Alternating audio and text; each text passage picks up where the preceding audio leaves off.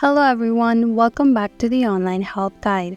I'll be showing you how to download TokenPocket app in this video.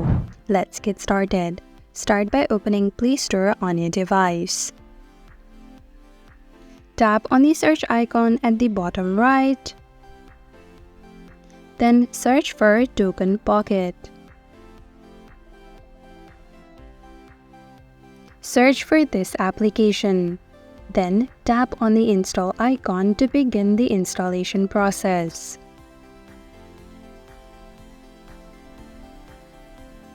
After the installation process is completed, tap on Open.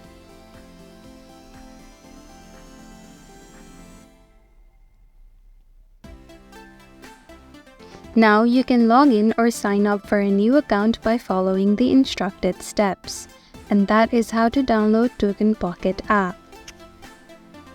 Thank you for watching Online Help Guide. Hope this video was helpful. If it was, then hit the like button and comment down if you have any questions or feedback. Also, if you're new to our channel, subscribe and hit the bell icon so that you don't miss our upcoming videos.